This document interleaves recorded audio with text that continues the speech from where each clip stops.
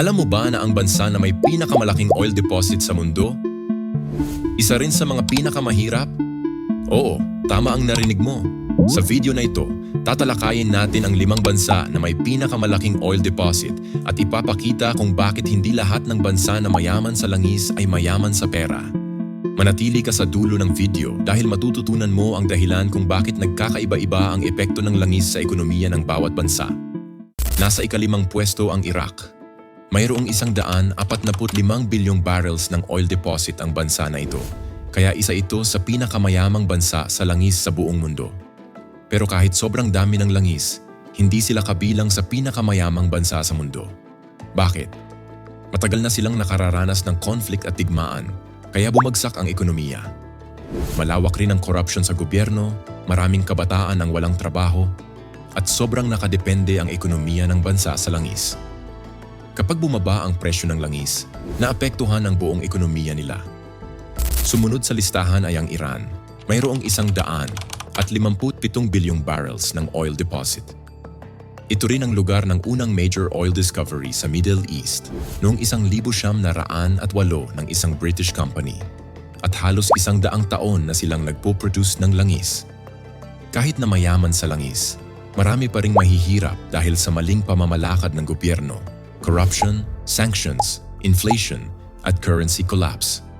Sobrang nakadepende rin sila sa langis, kaya kapag bumaba ang presyo, naaapektuhan ang ekonomiya. Sa kasalukuyan, ang tensyon sa pagitan ng Iran, Israel, at USA ay nakakaapekto rin sa global oil market na nakakaapekto rin sa Pilipinas sa mataas na presyo ng langis. Sa ika-3 pwesto, Canada. Mayroong 168 bilyong barrels ng oil deposit. Hindi tulad ng ibang oil-rich countries, hindi sobrang nakadepende ang ekonomiya ng Canada sa langis. Pero kakaiba ang langis dito. Ito ay oil sand, kung saan ang langis ay nakahalo sa buhangin. Ang proseso ng extraction ay mahirap at mahal, gamit ang mainit na tubig para matunaw ang langis at makuha ito sa anyong crude oil na may halong tubig. Kaya kahit maraming langis, mas mahal ang produksyon. Nakakapag-produce sila ng 4 hanggang 5 milyong barrels per day. Pero may environmental issues dahil sa surface mining at mas mataas na greenhouse gas emissions kumpara sa normal crude oil.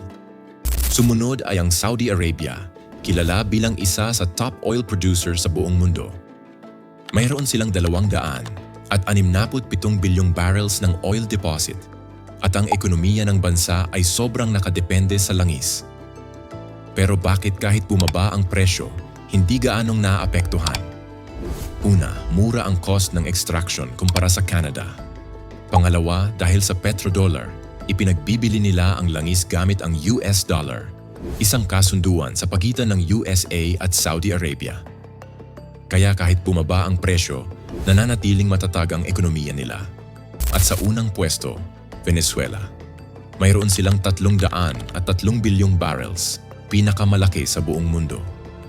Pero ito rin ang bansa sa listahan na pinakamahirap. Bakit? Sobrang laki ng corruption, poor governance, at sanctions, mataas ang inflation, at sobrang nakadepende sa langis ang ekonomiya nila. Bukod pa rito, ang langis nila ay heavy crude oil, mas mahirap i-extract kumpara sa Middle East crude. Dahil sa mga problemang ito, bumaba ang production, nawalan ng investment, at lumala ang poverty sa bansa. Kahit may pinakamalaking oil reserve, ang presyo ng gasolina sa loob ng bansa ay napakababa, halos libre. Pero ang ekonomiya ay bumagsak. Sa kabuuan, ang Middle East ang dominante sa oil industry sa mundo. Sila ang may pinakamurang cost ng oil extraction at may control sa presyo ng langis sa pamamagitan ng OPEC.